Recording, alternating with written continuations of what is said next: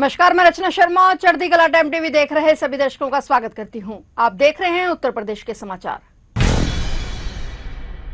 मुख्यमंत्री योगी आदित्यनाथ ने भारत रत्न चौधरी चरण सिंह की पुण्यतिथि पर आज शुक्रवार को उन्हें भावभीनी श्रद्धांजलि अर्पित की। सीएम योगी ने विधान भवन स्थित उनकी प्रतिमा पर पुष्प अर्पित किए। मुख्यमंत्री ने अपने संबोधन में उत्तर प्रदेश के पूर्व मुख्यमंत्री चौधरी चरण सिंह को भारत मां का महान सपूत और किसानों का मसीहा बताया। मुख्यमंत्री ने कहा कि चौधरी चरण सिंह का जन्म 23 दिसंबर 1902 को उत्तर प्रदेश में हुआ था। वह देश के स्वाधीनता आंदोलन से जुड़े थे। देश में कृषि राजस्व के क्षेत्र में तमाम रिफॉर्म का श्रेय उन्हें जाता है। उनका स्पष्ट मत है कि देश के विकास का रास्ता गांव, खेत और खलिहानों से होकर जाता है। मुख्यमंत्री ने कहा कि किसान विकास के एजेंडे और सरकार की प्राथमिकता का हिस्सा होना चाहिए। शासन की योजनाएं किसानों को ध्यान में रखकर तैयार की जानी चाहिए। चौधरी चरण सिंह द्वारा देश हित में किए गए कार्यों को ध्यान में रखते हुए उन्हें भारत रत्न की उपाधि से भी सम्मानित किया गया। मुख्यमंत्री योगी आदित्यनाथ ने कहा कि उत्तर प्रदेश सरकार चौधरी चरण सिंह की स्मृतियों को जीवंत बनाए रखने के लिए किसानों के हित से जुड़े अनेक कार्यक्रम चला रही है। भारत माता के महान सपूत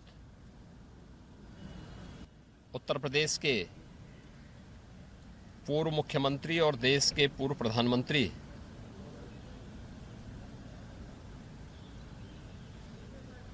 किसानों के मसीहा भारत रत्न चौधरी चरण सिंह जी की आज पावन पुण्यतिथि है। इस अवसर पर चौधरी साहब के स्मृतियों को नमन करते हुए पूरे प्रदेशवासियों की ओर से मैं उनके प्रति विनम्र श्रद्धांजलि अर्पित करता हूं।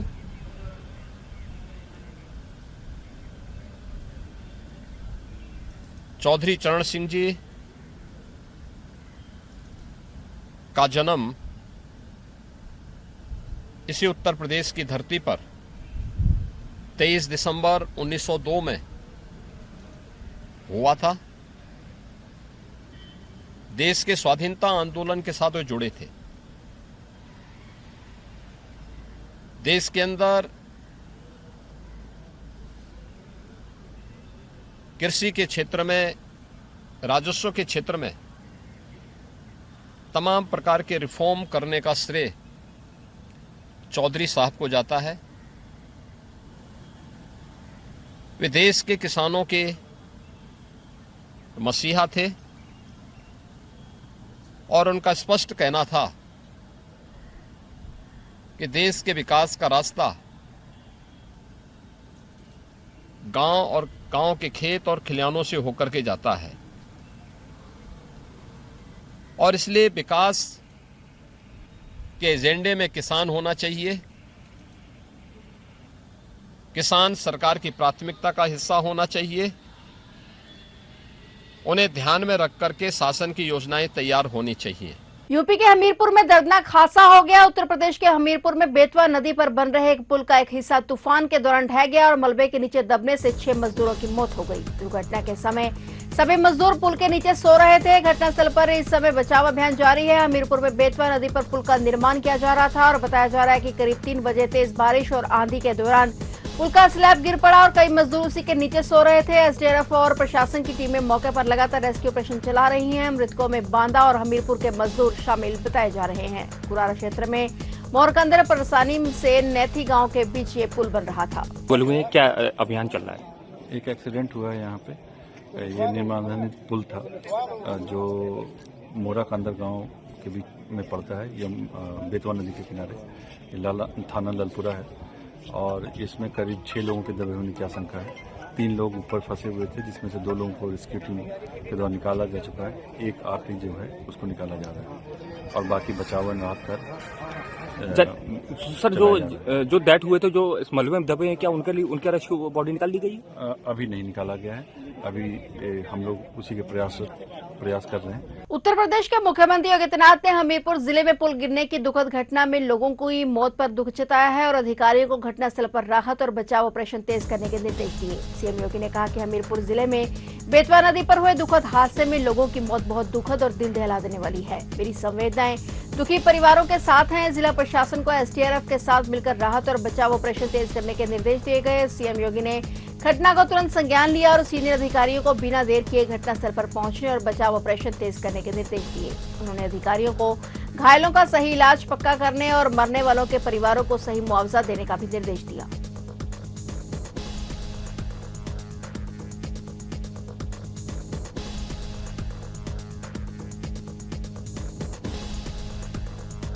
पीलीभीत में बिलसंडा नगर पंचायत के अध्यक्ष और भारतीय जनता पार्टी के नेता डीके गुप्ता के चचेरे भाई पप्पू गुप्ता 48 वर्षीय की गोली मारकर हत्या कर दी गई। पुलिस ने जानकारी देते हुए बताया कि पप्पू गुप्ता अपने पड़ोसी व्यापारी मित्र पंकज को पिटता देख उन्हें बचाने गए थे और इसी दौरान हमलावरों में से एक ने पप्पू गुप्ता के सीने में गोली मार दी। गोली लगने के बाद पप्पू गुप्ता सड़क पर गिर पड़े और लगभग 15 मिनट तक तड़पते रहे, लेकिन लोग वीडियो बनाते रहे और उन्हें बचाने कोई नहीं आया। सूचना पाकर मौके पर पुलिस पहुंची और पुलिस के सहयोग से परिवार ने उन्हें जिला अस्पताल पहुंचाया, जहां हालत गंभीर देख चिकित्सकों ने उन्हें बरेली रेफर कर दिया, लेकिन रास्ते में ही उनकी मृत्यु हो गई। पुलिस अधीक्षक सुकीर्ति यादव ने बताया कि हमलावरों की खोज के लिए 5 टीमें बनाई गई हैं। यह घटना बिलसंडा थाना क्षेत्र के बमरोली तिराहे की है और पुलिस के अनुसार बिलसंडा कस्बा निवासी पंकज कटियार साइकिल कारोबारी हैं। पंकज का उनकी पत्नी शीतल से लंबे समय से विवाद था। पंकज ने पुलिस को बताया कि पत्नी ने उनके विरुद्ध दहेज और प्रताड़ना से जुड़ा मामला दर्ज कराया था। फिलहाल सभी टीमें हत्या के आरोपियों की तलाश में उनके संभावित ठिकानों पर दबिश दे रही हैं। कस्बों में अतिरिक्त पुलिस बल भी तैनात किया गया है।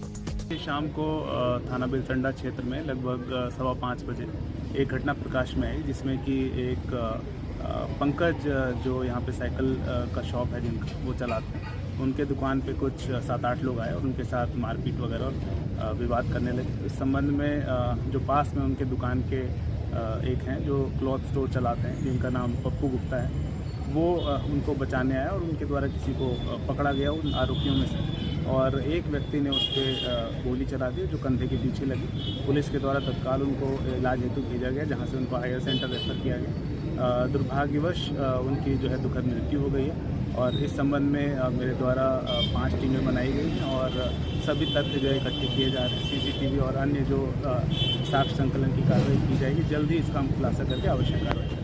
सर, घटना की वजह क्या पाई गई, क्यों गोली मारी गई? घटना की जो वजह है उस पर अभी तक हम लोग कार्य कर रहे हैं, जल्दी इसका खुलासा करेंगे। मुंशीगंज थाना क्षेत्र के रायबरेली सुल्तानपुर राजमार्ग के शंकरगंज चौराहा मोड़ के पास एक ट्रक अनियंत्रित होकर 2 मोटरसाइकिलों पर पलट गया और ट्रक के नीचे दबने से 3 लोगों की मृत्यु हो गई, जबकि एक व्यक्ति गंभीर रूप से घायल हो गया। पुलिस ने जानकारी दी। पुलिस के मुताबिक प्रिंस वर्मा 15 वर्षीय, सनी वर्मा 25 वर्षीय और 24 वर्षीय राजू वर्मा और अजीत वर्मा 2 मोटरसाइकिल से अपने रिश्तेदार ओम प्रकाश वर्मा के घर भंडारे में शामिल होने गए थे और वहां से वापस अपने घर के लिए जा रहे थे। गौरीगंज की ओर से आ रहा एक ट्रक अनियंत्रित होकर पलट गया, जिससे मोटरसाइकिल सवार लोग गंभीर रूप से घायल हो गए, जिन्हें पुलिस के वाहन और एम्बुलेंस से जिला अस्पताल ले जाया गया। ट्रक पर प्याज लदा हुआ था और चिकित्सकों ने 3 को मृत घोषित कर दिया और अजीत वर्मा का उपचार चल रहा है। ये चारों आपस में रिश्तेदार थे। घटना के बाद चालक ट्रक छोड़कर मौके से फरार हो गया। सीसीटीवी कैमरों की फुटेज खंगाली जा रही है और अन्य स्रोतों की मदद से चालक की तलाश की जा रही है। शवों की पोस्टमार्टम के लिए भेजकर विधिक कार्रवाई जारी है। जनपद अमेठी के थाना मुंशीगंज क्षेत्र अंतर्गत रायबरेली सुल्तानपुर मार्ग पर स्थित कुटुर घोसी के पास तीव्र मोड़ पर एक प्याज से लदा हुआ ट्रक अनियंत्रित होकर पलट गया, जिसकी चपेट में 2 बाइक आ गई। एक व्यक्ति का मौके पर ही मृत्यु हो गई। 3 अन्य को इलाज हेतु डिस्ट्रिक्ट हॉस्पिटल गौरीगंज ले जाया गया। इलाज के दौरान 2 अन्य व्यक्तियों की मृत्यु हो गई। ट्रक को कब्जे में लेते हुए आगे की वैधानिक कार्रवाई प्रचलित है। कन्नौज जिले के छिबरामऊ थाना क्षेत्र में एक महिला की हत्या कर गहने लूटने वाले वांछित आरोपी शालू उर्फ शल्लू को पुलिस ने मुठभेड़ के बाद गिरफ्तार कर लिया है। एक वरिष्ठ अधिकारी ने यह जानकारी दी। पुलिस के अनुसार मुठभेड़ के दौरान आरोपी पुलिस की गोली लगने से घायल हो गया, जिसके बाद उसे अस्पताल में भर्ती कराया गया। पुलिस ने उसके कब्जे से महिला से लूटे गए गहने, लूटी गई मोटरसाइकिल, अवैध तमंचा, कारतूस और मोबाइल फोन बरामद किए हैं। पुलिस अधीक्षक विनोद कुमार ने बताया कि 25 मई की दोपहर छिबरामऊ के बनवारी नगर में मंजू वर्मा की हत्या कर दी गई थी। उन्होंने बताया कि जांच के दौरान घर के पास गली में लगे सीसीटीवी कैमरे में एक अज्ञात व्यक्ति लाल मोटरसाइकिल लेकर पैदल जाता दिखाई दिया और इसके बाद पुलिस ने आरोपी की तलाश शुरू की। गुप्त सूचना के आधार पर छिबरामऊ थाना पुलिस और विशेष अभियान समूह सर्विलांस की संयुक्त टीमें मौके पर पहुंची तो आरोपी शालू उर्फ शल्लू 37 वर्षीय ने पुलिस पर गोली चला दी। उन्होंने बताया कि जवाबी कार्रवाई में पुलिस की गोली उसके पैर में लगी और घायल होने के बाद उसे गिरफ्तार कर सामुदायिक स्वास्थ्य केंद्र भेजा गया। पुलिस ने आरोपी के पास से 6 अंगूठियां, एक ब्रेसलेट, एक जोड़ी झुमकी, एक जोड़ी टॉप्स, एक चेन, एक मोटरसाइकिल और एक 315 बोर तमंचा, एक खोखा, 2 कारतूस, एक मोबाइल फोन और 500 रुपए बरामद किए। आरोपी ने कहा कि उस पर 6 से 7 लाख रुपए का कर्ज था, जिसके कारण लोग उसे परेशान कर रहे थे और इसके चलते उसने वारदात को अंजाम दिया। देखिए 25 तारीख को अपराह्न में जो मंजू वर्मा है बनवारी नगर सुब्रा मोड़ कस्बे की, उनकी हत्या हुई थी। उसकी घटना के अनावरण के लिए हमारे एसओजी प्रभारी सर्विलांस प्रभारी, उनकी पूरी टीम और हमारे निरीक्षक सुब्रा मोड़ लगे हुए थे। लगभग 5 टीमें लगाई गई थी और आज इसका अनावरण हुआ है और इसमें पुलिस मुठभेड़ में सालू उर्फ सल्लू जो जेर किला का रहने वाला है, इसको गिरफ्तार किया गया है। इसके कब्जे से एक चेन सोने की, 6 अंगूठियां और कानों के 2 टॉप्स बरामद हुए हैं और ये वहाँ से मोटरसाइकिल भी ले गया था, वो भी बरामद हुई है। पूरी जानकारी करने पर पता चला कि ये काफ़ी समय से इनका ड्राइवर था और अब ये दूसरी जगह ड्राइविंग करता था। जब भी इसको ज़रूरत पड़ती थी घर वालों इसको बुला लेते थे। अभी 7 तारीख को ही इसी मई में ये उनको कानपुर लेकर के शादी में गया था पूरे परिवार को और जब आपस में बातचीत भी होती रहती थी जिसमें खुला मिला था। उस दिन इसके ये बता रहा है कि इसके पास काफ़ी कर्जा हो गया था। इसने उससे जब वहाँ गया तो घर का दरवाज़ा खटखटाया, चूँकि परिचित थे, पहले से ही परिचित था, तो उन्होंने दरवाज़ा खोला। वहाँ पर आपसी घरेलू बातें हुई। फिर इसके बाद इसने 30,000 रुपये मांगा कि कर्ज चुकाने के लिए और जब वो मना की कि मेरे पास पैसा नहीं है, वो देने से मना की, इसकी नीयत खराब हो गई और उन पे ये गूंसे से वार किया, उनके सर पर भी, नाक पर और चेहरे पर, जिससे वो बेहोश हो गई और उनके पहने हुए जो चेन है, अंगूठी है और टॉप्स है, ये लेकर के भाग गया था और साथ साथ बरगलाने के लिए घटना को दूसरा रूप देने के लिए उनकी एक लाल रंग की मोटरसाइकिल भी लेकर के गया था। तो ये पूरी घटना का अनावरण हुआ है।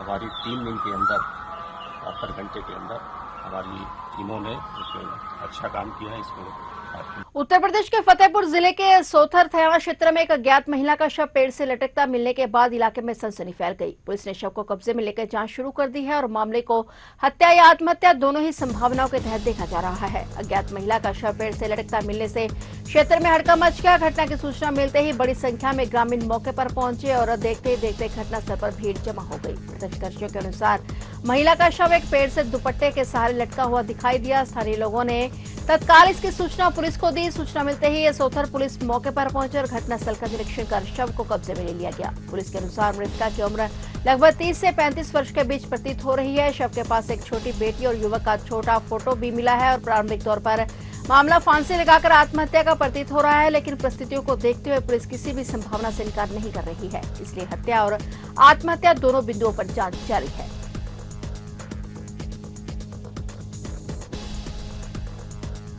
समाजवादी पार्टी के अमेठी विधायक महाराजी प्रताप के आवास पर मारपीट और धमकी के मामले में राजनीतिक टूल पकड़ लिया गया है। सुहेल देव भारतीय समाज पार्टी प्रमुख और उत्तर प्रदेश में पंचायती राज मंत्री ओम प्रकाश राजभर ने इस घटना को लेकर सपा अध्यक्ष अखिलेश यादव पर तीखा हमला बोला है। ओम प्रकाश राजभर ने आरोप लगाया कि समाजवादी पार्टी में गैर यादव, पिछड़ों और दलितों की स्थिति केवल झंडा ढोने, दरी बिछाने और वोट देने तक सीमित है। उन्होंने कहा कि पार्टी में सम्मान और संरक्षण केवल एक विशेष वर्ग को मिलता है। राजभर ने कहा कि सपा की महिला विधायक महाराजी प्रजापति के साथ उनकी ही पार्टी के कार्यकर्ताओं द्वारा कथित रूप से मारपीट, गाली गलौच और जान से मारने की धमकी दी जा रही है, लेकिन अखिलेश यादव इस मामले पर चुप्पे साधे हुए हैं। उन्होंने आरोप लगाया कि विधायक के बेटे अनुराग प्रजापति ने कैमरे पर कुछ लोगों के नाम लेते हुए उनके मां को धमकाने और मारपीट करने का आरोप लगाया और इसके बावजूद पार्टी नेतृत्व की ओर से कोई कार्रवाई नहीं की गई।